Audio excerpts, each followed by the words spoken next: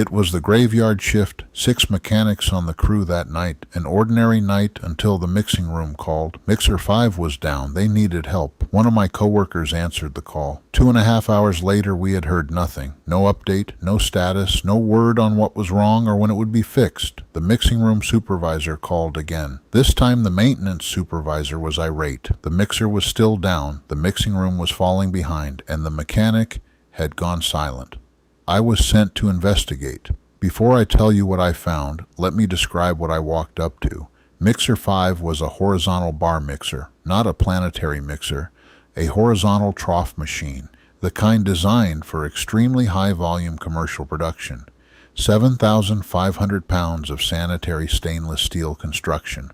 The mixing trough sat fixed and horizontal, finished in brushed stainless steel, the kind of surface any bakery operator recognizes immediately. The agitator bars mounted horizontally inside it. All ingredients went in through a hatch at the top. The front of the mixer was dominated by a massive door. 500 pounds of stainless steel that traveled vertically on a rack and pinion mechanism, up during mixing to seal the trough, down to discharge the dough batch. A machine of this capacity required specialized gearing to drive those horizontal agitator bars under full load.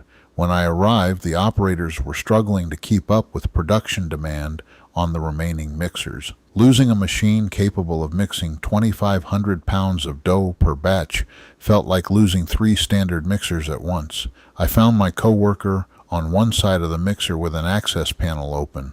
The bowl door was down.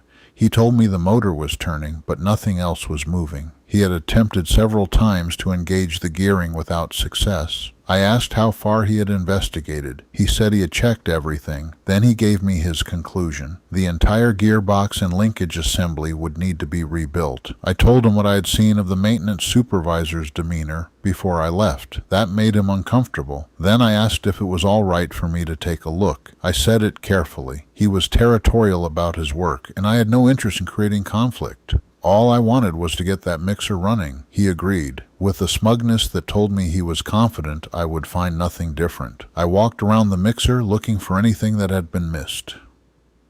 On the opposite side from where my coworker was working, I found another access panel. I asked if he had checked it. He said he had. I opened it. Before me was a 6-foot diameter double-chain sprocket running 120 size chain connected directly to the agitator shaft. Before I looked at anything further, I performed a full lockout and tagout on the mixer power panel. Then I looked closely at the sprocket and the shaft. The keyway in the sprocket did not align with the keyway in the shaft. I looked down at the bottom of the stainless steel mixer housing. There on the floor lay a 1 foot long 3/4 inch by 3/4 inch key. Next to it, a set screw. Worn out. The motor had been trying to turn a sprocket that was no longer connected to the shaft it was supposed to drive. With help from the mixer operators, I turned the agitator bars by hand to align the shaft keyway with the sprocket keyway. Once aligned, I slipped the key into position and secured it with a new set screw. I removed the lockout from the power panel and switched the mixer on. Then I told the operator to start it up. The mixer started immediately. No hesitation, no grinding, running exactly as it should. The operators cheered, sarcastically, but they cheered. I looked at both supervisors who had walked over during the repair. They looked at my coworker. He was speechless. I was irritated, not at him, but at the situation. A 7,500-pound stainless steel mixer. 2.5 hours, and the answer was a 12-inch key on the floor of the housing. I found out the next morning that my coworker had been called into the plant manager's office along with the maintenance manager. He received a 3-day suspension. I do not tell that part of the story to make a point about consequences. I tell it because of what preceded it. The 2.5 hours, the radio silence, the conclusion that a full gearbox rebuild was needed, and the access panel on the opposite side that he told me he had checked but had not.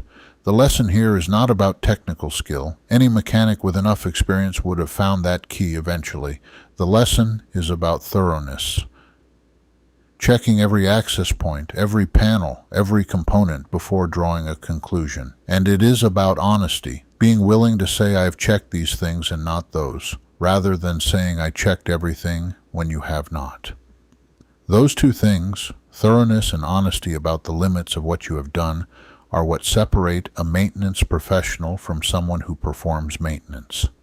Every video on this channel is a real story from 40 years in commercial bakery maintenance, with the diagnostic thinking and the lesson that makes it useful beyond the specific situation. If that is useful to your operation, subscribe. New content every Tuesday, free field reference covering 25 equipment failure points linked in the description. Your maintenance team can use it directly.